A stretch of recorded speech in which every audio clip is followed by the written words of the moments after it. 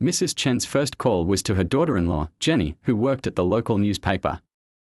Her second was to Father Rodriguez at St. Mary's Catholic Church, even though she was Buddhist.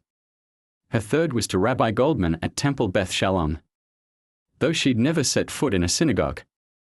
By Wednesday evening, she'd made 17 calls, each one beginning the same way: "There's something you need to know about what's happening in Willowbrook."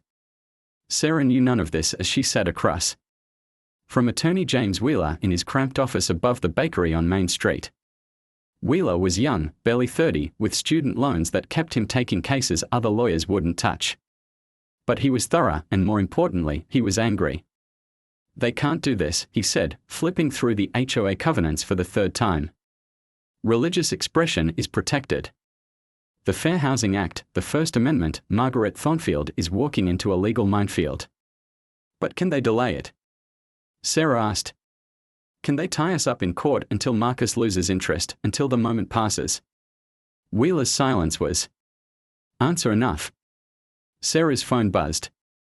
"A text from Marcus, youth group is praying for us. Pastor Mike says the whole thing is ridiculous." "There's another issue," Wheeler continued. "The violation notices. If even half of those signatures are legitimate, it creates a problem. Courts don't like to override community standards, especially when it comes to HOA disputes." Sarah felt the familiar knot in her stomach tighten. "What do you mean, if they are legitimate?" "I mean, we need to verify them. Talk to your neighbors. Find out who actually signed and who didn't. Find out if they understood what they were signing." That evening, Sarah walked the familiar streets of Willowbrook Estates with new eyes. The neighborhood she'd called home for 8 years suddenly felt foreign. Every house seemed to hold a secret, every drawn curtain a potential betrayal. She started with the Hendersons. Tom Henderson answered the door in his work clothes, his face flushed with embarrassment the moment he saw her. "Sarah, I'm sorry you had to find out this way. Did you sign the complaint, Tom?" He couldn't meet her eyes. "Margaret said it was about insurance liability. She said if something happened during the baptism, it could affect all our premiums." "And you believed her?" "I don't know what to believe anymore. Margaret's got documents, legal precedents. She makes it sound like if we don't stop this, the whole neighborhood could get sued." Sarah felt a flash of anger. "Tom, you've known Marcus since he was 8 years old. You've seen him grow up, struggle, find his faith. How could you? I've got 2 kids of my own to think about, Sarah. College tuition, mortgage payments. I can't afford to have my insurance rates go up because of some religious ceremony." "It's not some religious ceremony. It's my son's baptism." Tom's wife, Linda, appeared behind him. "We are sorry, Sarah. We really are. But Margaret says." "I don't care what Margaret says." Sarah's voice cracked. "I care what you say. What you believe. Do you really think my son's baptism is going to hurt your property values?" Linda looked away. "We just can't take the risk."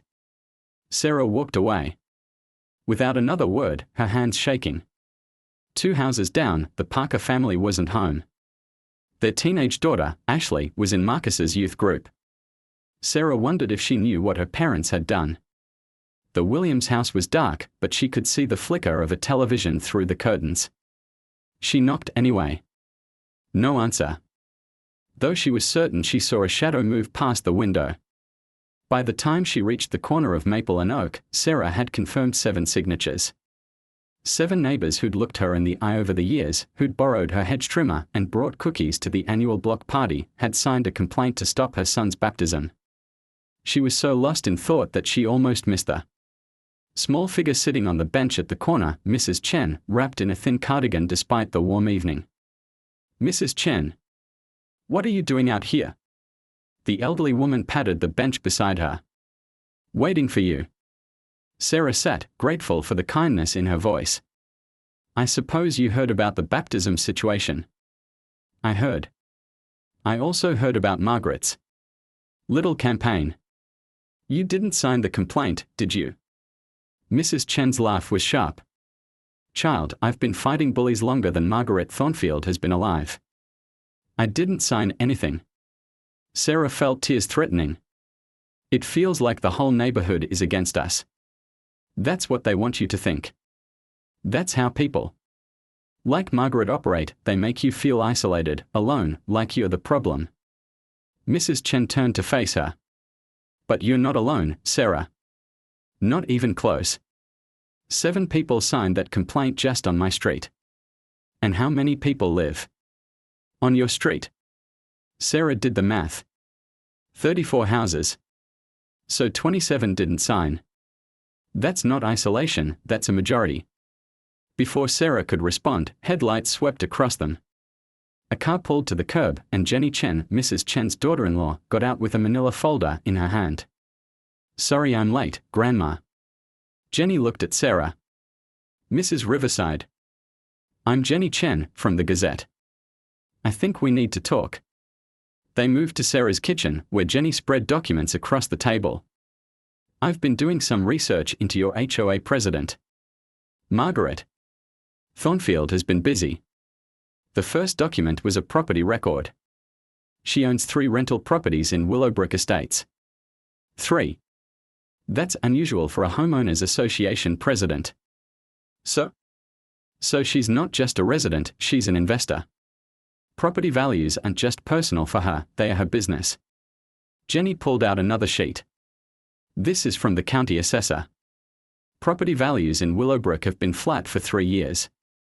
Margaret's been pushing for new restrictions, new rules, anything to make the neighborhood more exclusive. Mrs. Chen leaned forward. Show her the other thing. Jenny hesitated. This is where it gets interesting. I pulled the incorporation documents for the HOA management company. Guess who's on the board? Sarah scanned the document. Margaret Thornfield. And I don't recognize these other names. You wouldn't. They are all property management companies. Margaret doesn't just run the HOA, she profits from it. Every violation notice, every fine, every legal action generates revenue for her management company. The implications hit Sarah like a physical blow. She's not protecting the neighborhood. She's exploiting it. Gets better. I called the insurance company Margaret claims to represent. They've never heard of any liability issues with home baptisms. In fact, they said religious ceremonies are explicitly covered under standard homeowners policies. Sarah stared at the documents. She lied. About everything. Not just lied, she's been systematically deceiving your neighbors for months. I found 12 families who were told different stories about why they needed to sign the complaint. The Hendersons were told it was about insurance. The Parkers were told it was about noise violations. The Williams family was told it was about septic system overload. Mrs. Chen's voice was soft but fierce. She divided you on purpose. Made each family think they were the only ones with concerns, that signing was the responsible thing to do. Sarah's phone rang. Marcus. Mom, something weird is happening. I just got a call from Ashley Parker, from youth group. She says her parents didn't know the complaint they signed was about my baptism. They thought it was about some kind of commercial event. Sarah looked at Jenny, who was nodding. Put him on speaker. Marcus, this is Jenny Chen from the newspaper. What exactly did Ashley say? She said her parents were told someone was trying to run a baptism business out of their pool. Like, charging people for ceremonies. They had no idea it was just about me. Jenny made a note. That's fraud, Sarah. Margaret deliberately misrepresented what people were signing. But can we prove it? We can if people are willing to talk. If they are willing to admit they were deceived. Sarah thought about Tom Henderson's embarrassed face, Linda's inability to meet her eyes. They might be. If they understand what really happened. Mrs. Chen stood, her small frame somehow commanding. Then we need to help them understand. All of them. What do you mean? I mean it's time for the neighborhood to know the truth. About Margaret, about the complaints, about what this is really about. She looked at Sarah. Are you ready for a fight? Sarah thought about Marcus, about his grandfather, about the neighbors who'd been lied to and manipulated. She thought about Margaret's cold smile and her threat about property values. Most of all, she thought about the kind of community she wanted her son to remember, one that stood together or one that was ruled by fear. I'm ready. Jenny was already pulling out her phone. I can have the story in tomorrow's paper. HOA. President accused of fraud in religious discrimination case. That should get people's attention. No, Sarah said quietly. Not yet. If we go public too soon, Margaret will just lawyer up and deny everything. We need to talk to the neighbors first. Give them a chance to do the right thing. Mrs. Chen smiled. Smart girl. Face-to-face is always better than newsprint. They spent the next hour planning. Jenny would verify more signatures, document more lies. Mrs. Chen would quietly reach out to families in her network, and at 78, her network was vast. Sarah would talk to the families she knew best, the ones who might be willing to listen. As they prepared to leave, Sarah's phone buzzed with a text from an unknown number. This is Margaret Thornfield. I'm aware that you're at. The security cameras caught everything. The moment Margaret Thornfield's perfectly manicured fingers dialed 911, her voice sharp with authority, there's an illegal religious gathering in progress. But what those cameras didn't capture was the sound of car doors slamming, one after another, as an entire neighborhood descended on the Riverside family's backyard. By the time the police arrived, they found something nobody expected, a line of neighbors stretching around the block. Each one demanding to be arrested for the same crime. The HOA president who thought she could stop a child's baptism was about to learn that the certified letter arrived on a Tuesday morning, its official seal catching the sunlight like a warning. Sarah Riverside turned it over in her hands twice before tearing it open, her coffee growing cold on the kitchen counter as she read the words that would change everything. Violation notice, unapproved religious gathering. Her hands trembled as she continued reading. The Willowbrook Estates Homeowners Association, under the direction of President Margaret Thornfield, was formally prohibiting the use of any residential swimming pool for ritualistic or ceremonial purposes, effective immediately. The letter cited covenant violations, insurance liabilities, and disruption to neighborhood harmony. At the bottom, in Margaret's precise handwriting, this includes the baptism scheduled for this Sunday. Compliance is mandatory. Sarah's breath caught. 16-year-old Marcus had been preparing for this moment for months. After years of questioning, searching, and finally finding his faith, he'd asked to be baptized in their backyard pool, the same pool where he'd learned to swim, where he'd spent countless summer days, where his late grandfather had taught him to float on his back and trust the water to hold him. Mom. Marcus appeared in the doorway, his school backpack slung over his shoulder. At 6'2", he had to duck slightly under the doorframe. But his eyes still held the earnest curiosity of the boy who used to ask her to read him bedtime stories. What's wrong? Sarah folded the letter, her mind racing. Nothing, sweetheart. Just HOA stuff. But Marcus caught the tremor in her voice. Mom. She looked at her son, really looked at him. The boy who'd struggled with anxiety and depression through middle school, who'd found peace and purpose in his faith, who'd been glowing with anticipation for weeks. The boy who'd personally invited 12 of his friends, 3 teachers, and their elderly neighbor Mrs. Chen, who'd become like a grandmother to him. They are trying to stop your baptism, she said quietly. Marcus's face fell. They can do that. They can try. Sarah's voice hardened. But they won't succeed. The morning sun slanted through the kitchen window, illuminating the photograph. On the refrigerator, Marcus with his grandfather, both of them dripping wet and laughing in the same pool where he was meant to be baptized. Her father-in-law had died 2 years ago, but his words echoed in her memory. Some things are worth fighting for, Sarah. Faith is one of them. By 10 a.m., Sarah was standing in the cramped office of the Willowbrook Estates HOA, facing Margaret Thornfield across a desk cluttered with violation notices and architectural review forms.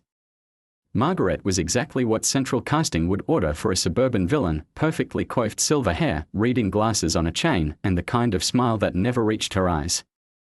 Mrs. Riverside, Margaret said, not looking up from Her paperwork.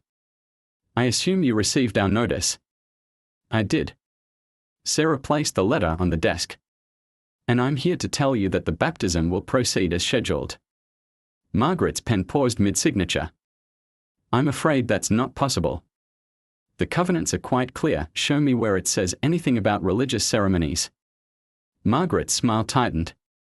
Section 4.7, subsection C, no residential swimming pool shall be used for commercial purposes, large gatherings, or activities that may disturb the peace and quiet enjoyment of neighboring properties. A baptism isn't commercial, Margaret. It's a religious ceremony for my son. With 25 guests, I'm told. That constitutes a large gathering. Sarah felt her temper rising. Mrs. Chen's birthday party last month had 30 people.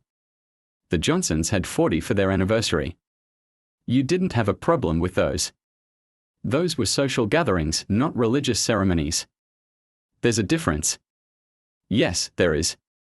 Religious ceremonies are protected by the First Amendment. Margaret finally looked up, her grey eyes cold. Not in my neighborhood, they are not. The words hung in the air like a challenge. Sarah felt something shift inside her, a line being crossed, a boundary being drawn. She thought of Marcus, of his grandfather, of all the families who'd been quietly intimidated by Margaret's tyranny over the years. Actually, Margaret, it's not your neighborhood. It's ours. All of ours. Margaret stood, her small frame rigid with authority. Mrs. Riverside, I'm trying to be reasonable here. The insurance implications alone are non-existent, and you know it. Our homeowner's insurance covers gatherings. I checked. The noise ordinances don't apply to Sunday afternoon gatherings that end before 6 p.m. Margaret's mask was slipping. This is about maintaining property values and community standards. When you allow one family to turn their backyard into a religious venue, where does it end? With my son being baptized in his own pool, as is his right. Rights. Margaret laughed, but there was no humor in it. Your rights end where my property values begin. I have 23 violation notices signed by concerned neighbors. Sarah blinked. 23. People are upset, Mrs. Riverside. They are worried about the precedent this sets. What's next? Wedding ceremonies. Funeral services. Where does it end? Margaret opened a file folder, revealing a stack of complaint forms. Sarah recognized some of the signatures, the Hendersons from 3 doors down, the Parkers across the street, the Williamses who'd never spoken to her family but always seemed to be watching from their windows. I see. Sarah's voice was quiet. Dangerous. And if I refuse to comply, then the matter will be turned over to our legal department. Fines start at $500 and increase daily. We can also place a lien on your property. Margaret sat back down, her smile returning. I'd hate for it to come to that, but the community has spoken. Sarah stared at the violation notices, at the signatures of neighbors she'd waved to for years, neighbors whose packages she'd accepted, whose cats she'd fed when they were out of town. The betrayal cut deeper than Margaret's threats. The baptism is Sunday at 3 p.m., Sarah said, standing. It will happen. Then you'll face the consequences. Sarah reached the door, then turned back. Margaret, do you have children? I don't see how that's relevant. It is. Because if you did, you'd understand that there are some things worth fighting for. Some battles that choose you, whether you want them or not. Margaret's expression didn't change, but something flickered in her eyes. I'm trying to protect this community, Mrs. Riverside. Sometimes that means making difficult decisions. No. You're trying to control it. There's a difference. Sarah walked out, her heart pounding. In the parking lot, she sat in her car for a long moment, Margaret's words echoing in her mind. The community has spoken. 23 signatures. Her neighbors, people she'd trusted, had signed complaints against her family. Her phone buzzed. A text from Marcus, how did it go? Sarah stared at the message, then looked back at the HOA office. Margaret was visible through the window, already on the phone, probably calling her lawyer. The woman had resources, connections, and the backing of the neighborhood association. Sarah had a part-time job at the local library and a savings account that wouldn't survive a prolonged legal battle. But she also had something Margaret didn't understand: a mother's love and a father's memory. Her husband David had died in Afghanistan when Marcus was 12, but before he left, he'd made her promise something: if anything happens to me, don't let them dim his light. Don't let anyone make him smaller than he's meant to be. Sarah typed back, it went exactly as expected. The baptism is still Sunday at 3. She hit send, then called her lawyer. The battle for Marcus's baptism had begun, and Margaret Thornfield was about to learn that some mothers don't back down, no matter how many violation notices she could generate. As Sarah drove home, she didn't notice the elderly woman watching from the community center window. Mrs. Chen had been there for her weekly Tai Chi class, but she'd seen everything: Sarah's defeated posture walking in, her determined stride walking out, and Margaret's satisfied smile as she made her phone calls. Mrs. Chen had survived the Cultural Revolution, had raised 5 children as a single mother, and had watched bullies before. She recognized the signs. More importantly, she remembered what happened when good people decided they'd had enough. She pulled out her phone and began making calls of her own. The war for Willowbrook Estates was about to become something Margaret Thornfield never expected: a test of what a community really meant and which side of history her neighbors would choose to stand on when the moment came to decide. Thursday morning brought rain and revelations. Sarah woke to find her driveway blocked by Margaret's silver Mercedes and a man in an expensive suit taking photographs of her house. When she stepped outside, the man didn't even look up from his camera. "Excuse me, what are you doing?" Margaret emerged from the passenger seat, her smile sharp as broken glass. "Documenting violations, Mrs. Riverside. Peeling paint on your mailbox, grass slightly over regulation height," and she gestured to Marcus's basketball hoop, an unapproved recreational structure. "That basketball hoop has been there for 3 years. And now it's a violation. Mr. Cranston here is our new enforcement officer. Very thorough." Margaret's eyes gleamed. "I told you there would be consequences." Sarah felt her temper flare, but Mrs. Chen's voice echoed in her memory. "Bullies want you to lose control." "I see. And how much is Mr. Cranston costing the HOA?" Margaret's smile flickered. "That's not your concern." "Actually, it is. I pay dues. I have a right to know how they are spent." The man with the camera, Cranston, finally looked up. I'm going to need you to step back inside while we complete our assessment. This is my property." "Up to the sidewalk, yes. But I'm standing on HOA common area." He gestured to the strip of grass between sidewalk and street. "You're trespassing." Sarah stared at him. "I'm trespassing on the street in front of my own house." "Not the street. The easement. It's clearly defined in your covenants." Margaret's smile returned full force. "The baptism is off, Sarah. I've filed for an emergency injunction. The hearing is this afternoon. You can't stop a religious ceremony with a court order. I can stop an unpermitted gathering that violates HOA covenants, insurance regulations, and municipal noise ordinances." Margaret held up a thick folder. "I have statements from 43 neighbors now. The community has spoken." 43. Sarah's stomach dropped. Yesterday it had been 23.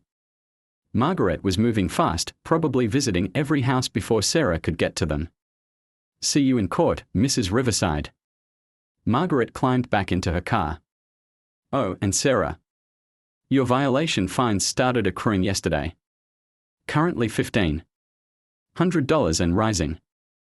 As the Mercedes pulled away, Sarah noticed something that made her blood run cold.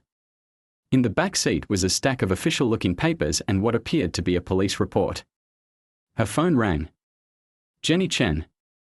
"Sarah, we have a problem." Margaret's been busy. She filed complaints with the city about unpermitted gatherings, with the fire department about occupancy limits, and with the police about potential traffic violations. Can she do that? She can file complaints. Whether they stick is another matter, but she's creating a paper trail that makes you look like a habitual violator. Sarah sank onto her porch steps. She's going to bury us in bureaucracy. Maybe. But I have some news too. I found something in the HOA management company records. Margaret's been padding the books. Phantom maintenance, inflated legal fees, mysterious consulting charges. I think she's been embezzling from the association. Can you prove it? I can prove discrepancies. The rest would take a forensic accountant. Jenny paused. There's something else. I talked to the Hendersons this morning. They want to withdraw their complaint signature. Sarah's heart jumped. Really? They are embarrassed. Tom said when he found out it was specifically about Marcus's baptism, not some insurance issue, he felt sick. But here's the thing, Margaret told them it was too late, that the complaint had already been filed and couldn't be changed. That's not true, is it? Not even close. People can withdraw their signatures anytime before a hearing. Margaret lied to them.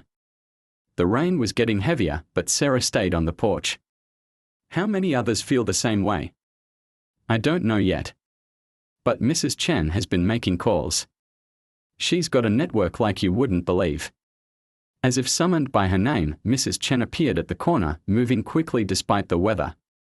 She wore a raincoat that had seen better decades and carried an umbrella that looked like it could survive a hurricane.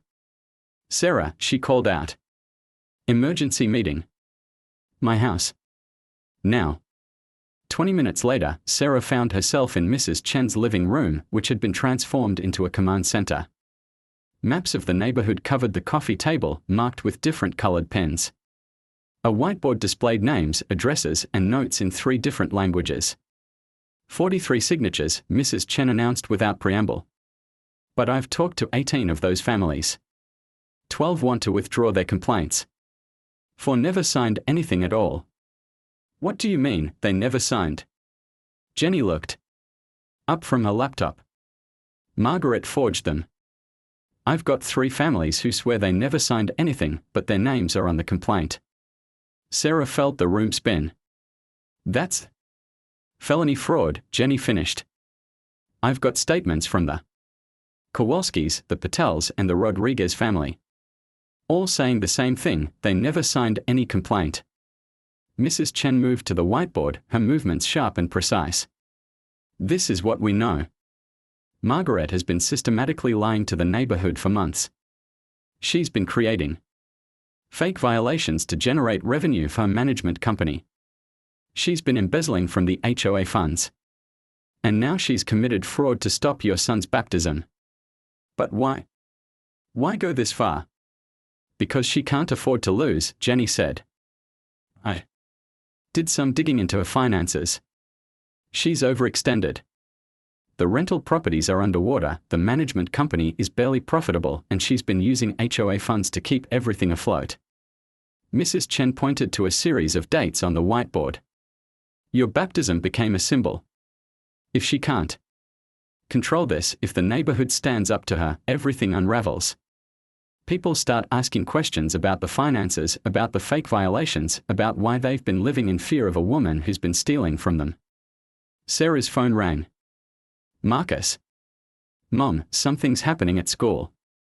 Mrs. Rodriguez from the HOA was here talking to Principal Martinez about safety concerns with the baptism. She's trying to get my friends banned from coming. Sarah put the phone on speaker.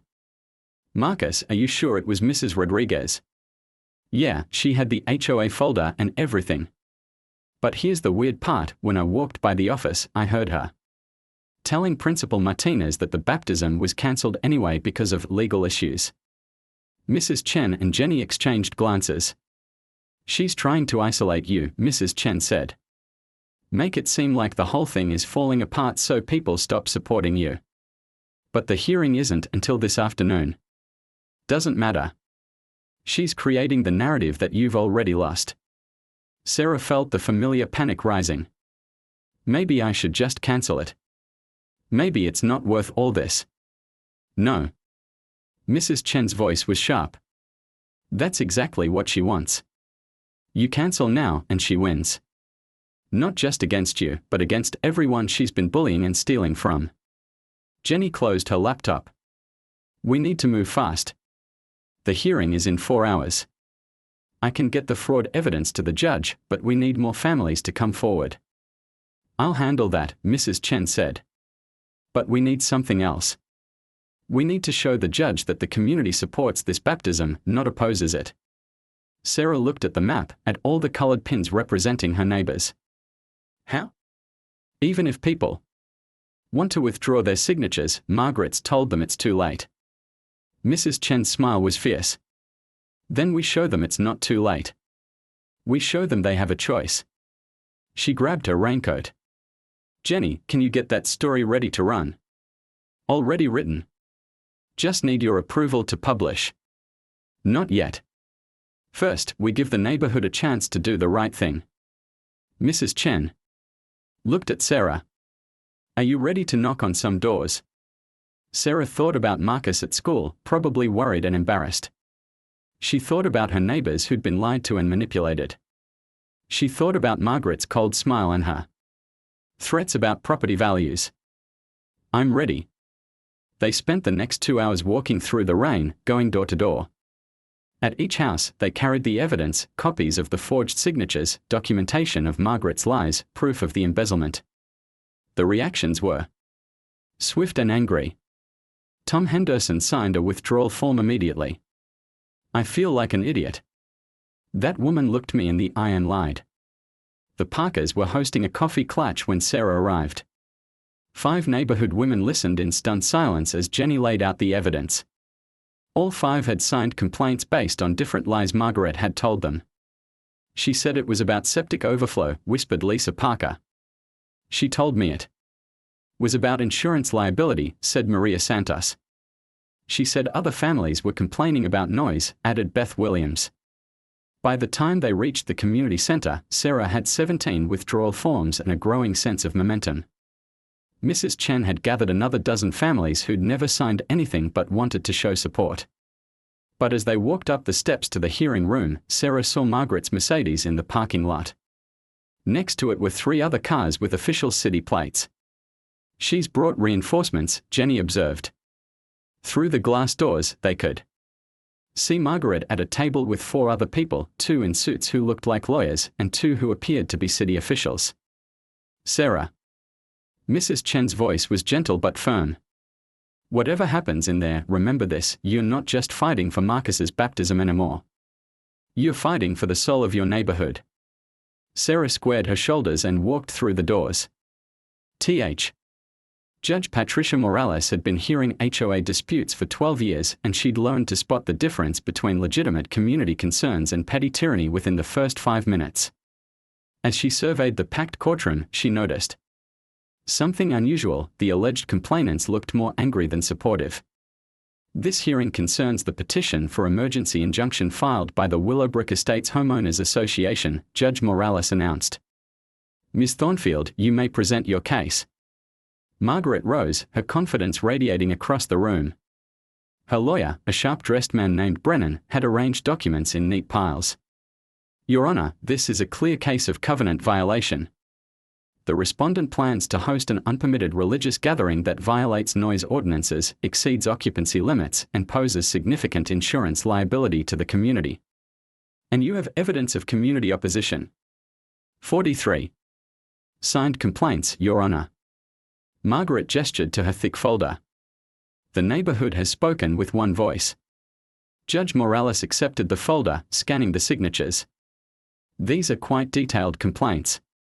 Ms. Riverside, do you have representation? James Wheeler stood, looking young but determined. Yes, Your Honor. And we have evidence that this petition is based on fraud. Margaret's smile flickered. Objection. Your Honor. These are serious allegations, this isn't a trial, Ms. Thornfield. Mr. Wheeler may present his evidence. Wheeler approached the bench with a folder of his own. Your Honor, we have sworn affidavits from 12 families stating they were deceived about what they were signing. We also have evidence that at least 4 signatures were forged. The courtroom erupted in murmurs. Margaret's face went pale, but she recovered quickly. These are desperate accusations from someone trying to avoid legitimate community oversight. Mr. Henderson, Judge Morales called out, consulting the signature list. Are you present? Tom Henderson stood, his face flushed with embarrassment. Yes, Your Honor. Did you sign this complaint? Oh. I signed something, but I was told. It was about insurance liability. I didn't know it was specifically about stopping Marcus's baptism. And if you had known. Tom's voice was barely audible. I would never have signed it, Your Honor. That boy is like family to us. Margaret shot to her feet. Your Honor, Mr. Henderson is clearly being influenced by, sit down, Ms. Thornfield. Judge Morales' voice was sharp. Mr. Henderson, do you wish to withdraw your signature? Yes, Your Honor. Absolutely. Mrs. Patel, are you present? A small woman in a blue sari stood nervously. Yes, Your Honor. According to this document, you signed a complaint about noise violations. Is that correct? Mrs. Patel's voice was barely a whisper. Your Honor, I never signed anything. I was visiting my daughter in Chicago when Mrs. Thornfield says I signed this. The courtroom fell silent. Margaret's lawyer was frantically shuffling papers, but Margaret herself sat frozen. Mr. Rodriguez, are you here? Yes, Your Honor. A tall man with calloused hands stood up. I never signed no complaint either. I work double shifts at the plant. I haven't been home during the day in weeks. Judge Morales set down the folder. Ms. Thornfield, these are serious allegations. Do you have any explanation for how people who were out of town or unavailable managed to sign your petition? Margaret's composure cracked. Your Honor, there must be some mistake. Our collection process was very thorough. Mrs. Kowalski, are you present? An elderly woman with silver hair stood up. Yes, Your Honor. And I want to say something. Judge Morales nodded. Please proceed. I'm 83 years old. I've lived in Willowbrook for 15 years. Margaret Thornfield came to my door and told me I needed to sign a petition about pool maintenance and insurance. She said it was routine, that everyone was signing. I can barely see without my glasses, Your Honor. I trusted her. Mrs. Kowalski's voice grew stronger. But when I found out what I really signed, when I learned it was about stopping that sweet boy's baptism, I was sick to my stomach. That woman lied to me. The courtroom was electric with tension. Judge Morales looked directly at Margaret. Ms. Thornfield, you're under oath.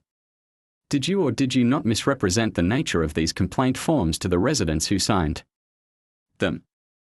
Margaret's lawyer leaned over to whisper in her ear, but she shook him off. Your Honor, I may have simplified the language for some of the older residents, but the intent was clear. The intent was fraud. The voice came from the back of the courtroom. Jenny Chen stood up, holding a digital recorder. Your Honor, I'm a reporter with the Willowbrook Gazette. I have recorded conversations with Mrs. Thornfield where she admits to telling different lies to different families to get their signatures. Margaret's lawyer was on his feet. Objection. This is highly irregular. This is a civil hearing, counselor. I'll allow it. Judge Morales gestured to Jenny. You may proceed. Jenny pressed play. Margaret's voice filled the courtroom. Look. Sometimes you have to tell people what they need to hear to get them to do the right thing. The Hendersons care about insurance, so I talked about liability. The Patels worry about noise, so I mentioned sound ordinances. The important thing is protecting property values. The recording continued. These people don't understand the bigger picture. They need guidance, and sometimes that means simplifying the truth. Margaret shot to her feet. That conversation was private. You had no right to record me. Actually, I did. Jenny's voice was calm. Pennsylvania is a one-party consent state. The conversation was perfectly legal. Judge Morales held up her hand for silence. Ms. Thornfield, based on what I've heard today, I'm not only denying your petition for an emergency injunction, I'm also ordering an investigation into your conduct as HOA president. Your Honor, you can't. I can and I will. Furthermore, I'm referring this matter to the District Attorney's Office for possible criminal charges related to fraud and forgery. Margaret's face went white. Her lawyer was gathering papers frantically, but the damage was done. Around the courtroom, neighbors were standing up, some crying, others angry, all of them staring at the woman who had controlled their lives through lies and manipulation. Your Honor, Sarah stood up, her voice clear and strong. I just want to say that this was never about fighting the HOA or causing problems in the neighborhood. This was about my son's right to be baptized in his own home, surrounded by people who love him. Judge Morales smiled. Ms. Riverside, your son's baptism may proceed as planned. In fact, given what I've heard today, I'd say your neighborhood could use a little more faith and a lot less fear. As the judge gavelled the hearing closed, the courtroom erupted in cheers. Neighbors who hadn't spoken in years were hugging, families were crying, and Margaret Thornfield was pushing through the crowd toward the exit, her lawyer close behind. But Tom Henderson blocked her path. Margaret, wait. She turned, her face a mask of fury. What? I want you to know something. That boy you tried to hurt. He's been mowing my lawn for free since I hurt my back. He's been walking Mrs. Chen's dog when she's tired. He's been helping the Patel kids with their homework. Tom's voice carried across the room. You tried to destroy something beautiful because you couldn't control it. Margaret's composure finally shattered. You people have no idea what I've done for this neighborhood. I've protected your property values, maintained your standards, kept out the wrong kind of people, Mrs. Chen's voice was sharp as a blade. You mean families who care about each other? People who help their neighbors? Children who find hope in their faith? Margaret looked around the room at the faces staring at her, neighbors she'd threatened, families she'd lied to, a community she'd tried to divide. You'll regret this. All of you. When your property values crash, when your insurance rates go up, when this neighborhood turns into a circus of religious ceremonies and gatherings, you'll remember what I tried to prevent. No, Sarah said quietly. We'll remember what you tried to destroy. Margaret stormed out, her lawyer trailing behind her. The courtroom buzzed with conversation as neighbors gathered around Sarah, offering congratulations, apologies, and support. Mrs. Chen appeared at Sarah's elbow. How does it feel to win? Sarah looked around the room at faces that had been divided by fear and lies, now united by truth and hope. It feels like we are finally a community again. Jenny Chen was taking notes, already writing tomorrow's story. Sarah, what happens now? Now we plan a baptism. Sarah's smile was radiant. And everyone's invited. As they filed out of the courthouse, Sarah noticed something that made her heart swell. Marcus was waiting on the steps with a group of his friends, his face anxious until he saw her expression. When she nodded, his shout of joy could be heard 3 blocks away. But none of them noticed the black sedan parked across the street, or the man with the camera who'd been documenting everything. Margaret Thornfield might have lost this battle, but she wasn't finished with Willowbrook Estates. Not by a long shot. Sunday morning dawned clear and perfect, the kind of day that felt like a gift. Sarah woke early, her heart light for the first time in weeks. The baptism was set for 3 p.m. and everything was ready. The pool sparkled in the sunlight, folding. Chairs were arranged on the lawn, and Marcus had been up since dawn, too excited to sleep. By noon, neighbors had started arriving with covered dishes, flowers, and congratulations. The Hendersons brought their famous potato salad and an apology cake. Mrs. Chen appeared with enough homemade dumplings to feed an army. Even families Sarah barely knew stopped by with offerings of support. Mom, this is incredible, Marcus said, surveying the growing crowd. I never imagined. Neither did I, sweetheart. Pastor Mike arrived at 2:30 with his white baptismal robe and a smile that could power the neighborhood. Beautiful day for a baptism, Marcus. Are you ready? I've been ready for months. Sarah was arranging flowers when her phone rang. Jenny Chen. Sarah, we have a problem. Margaret's not done. I just got a tip from a source at City Hall. She filed emergency petitions with 3 different departments this morning. Sarah felt ice in her veins. What kind of petitions? Health department, claiming septic overflow from too many people. Fire department, claiming your house is over occupancy limits.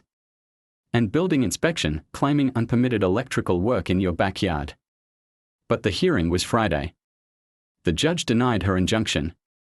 This is different. These are city violations, not HOA complaints. She's trying an end run around the court order. Sarah looked at the crowd gathering in her backyard, maybe 40. People now, with more arriving. How long do we have?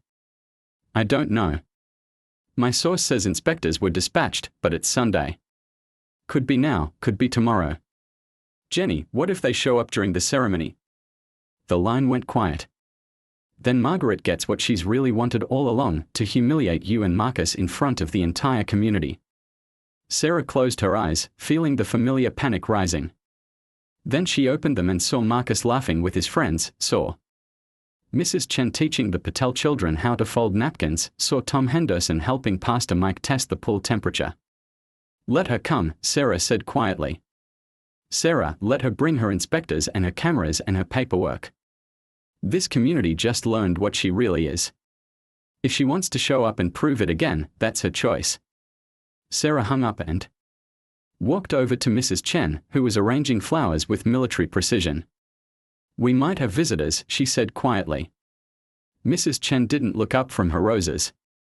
I figured as much. That woman's never known when to quit.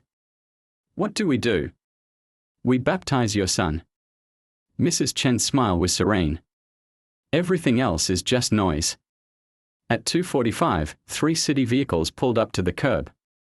Margaret's Mercedes followed. Close behind, along with the black sedan Sarah had noticed at the courthouse. A man with a professional camera got out of the sedan, clearly documentation for whatever Margaret was planning. The crowd in the backyard fell silent as the officials approached. Margaret wore a perfectly pressed suit and carried a briefcase full of complaints. Behind her trailed a health inspector, a fire marshal, and a building inspector, all looking deeply uncomfortable about working on a Sunday. Mrs. Riverside, the health inspector called out. I'm Inspector Davis. We've received complaints about potential septic violations due to overcrowding. Sarah stepped forward, her voice calm. How can I help you, Inspector? We need to verify your septic capacity and current occupancy levels. Pastor Mike moved to Sarah's side. Gentlemen, we're about to begin a religious ceremony. Is this really necessary right now? Margaret's voice cut across the yard. Religious ceremonies don't exempt anyone from health and safety regulations, Pastor. These people are in violation of multiple city ordinances. The fire marshal, a weathered man named Torres, looked around the yard. I count maybe 50 people in a large backyard. Your complaint mentioned over 100. Margaret's jaw tightened. The numbers could fluctuate. The important thing is ensuring public safety. Inspector Davis was walking around the property, taking notes. Mrs. Riverside, when was your septic system last inspected? 2 years ago, when we refinanced. We have all the documentation inside. The complaint suggests you're exceeding capacity. Mrs. Chen stepped forward. Inspector, I've been to Chinese New Year celebrations with 200 people in backyards smaller than this. What exactly is the concern? Inspector Davis looked at his paperwork, then at Margaret, then back at the peaceful gathering. Honestly, I'm not seeing any violations here. The building inspector was examining the electrical outlets near the pool. The complaint mentions unpermitted electrical work. We had the pool area rewired 3 years ago. Fully permitted and inspected. The documentation is inside if you need it. Margaret was growing agitated. There are clear violations here. The noise levels alone, what noise? Fire Marshal Torres asked. These people are quieter than most Sunday barbecues. The photographer was snapping pictures, but something was wrong. Instead of documenting violations, he was capturing images of a beautiful community gathering, neighbors helping neighbors, children playing peacefully, families sharing food and fellowship. Marcus approached the officials. Excuse me, sir. I'm Marcus. This is my baptism. Is there a problem? Inspector Davis looked at the 16-year-old boy, then at Margaret, then at the crowd of neighbors watching quietly. Son, I don't see any problems here. This looks like a lovely celebration.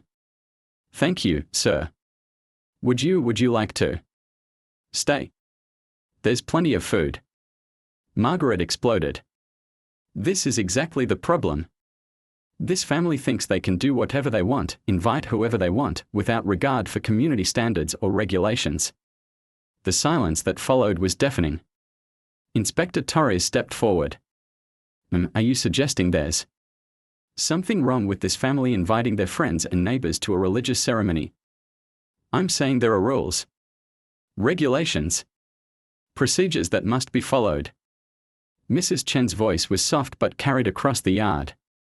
And what rule says a boy can't be baptized in his own pool, surrounded by people who love him? Margaret turned to face the crowd, her composure completely gone. You people don't understand what you're destroying. This neighborhood had standards. It had order. Now it's going to be chaos, constant parties, constant gatherings, property values plummeting. Tom Henderson stepped forward. Margaret, my property value is just fine. My neighborhood is better than it's been in years. Mine too, added Mrs. Patel. And mine, called out the Rodriguez family. Inspector Davis closed his clipboard. Mrs. Thornfield, I'm not finding any violations here. These folks are well within all city ordinances. Then you're not looking hard enough. Margaret's voice was shrill now. I demand a full investigation. We've conducted a full investigation. There's nothing here. Margaret stared at the inspector, then at the photographer, then at the faces of her former neighbors. This isn't over. I'll file appeals, contact the state, go to the media. Actually, Jenny Chen stepped out from behind a group of neighbors. The media is already here. She held up her phone. I've been live streaming this entire confrontation. My viewers are very interested in watching a woman harass a family during their son's baptism after being exposed for fraud in court. Margaret went pale. You counter this is a private matter, this is a public street, and you made it public when you brought city inspectors to disrupt a religious ceremony. The photographer was now taking pictures of Margaret's meltdown instead of looking for violations. Inspector Torres shook his head in disgust. I've got better things to do than harass good people on a Sunday afternoon. Mrs. Riverside. You folks have a beautiful ceremony. As the city officials walked back to their vehicles, Margaret stood alone in the middle of the street, her briefcase forgotten, her carefully constructed world crumbling around her. This isn't how it's supposed to work, she said to no one in particular. There are supposed to be consequences. There are supposed to be rules. Pastor Mike's voice carried across the yard. There are rules, Margaret. Love your neighbor. Show kindness to strangers. Protect those who can't protect themselves. You just chose to follow different ones. Margaret picked up her briefcase and walked to her car, the photographer trailing behind her. As she drove away, the neighborhood watched in silence. Then Marcus spoke up. Pastor Mike. Can we start now? I'm ready. The crowd erupted in cheers and applause. As Pastor Mike led Marcus into the pool, Sarah looked around at the faces surrounding them, neighbors who'd stood up to intimidation, friends who'd chosen love over fear, a community that had remembered what it meant to actually care for each other. Marcus, Pastor Mike said, his voice carrying across the water, based on your profession of faith and your desire to follow Christ, I baptize you in the name of the Father, and of the Son, and of the Holy Spirit. As Marcus went under the water and came up laughing, the entire neighborhood erupted in celebration. There wasn't a dry eye in the yard, and even the photographer, who'd apparently switched sides, was wiping his face with his sleeve.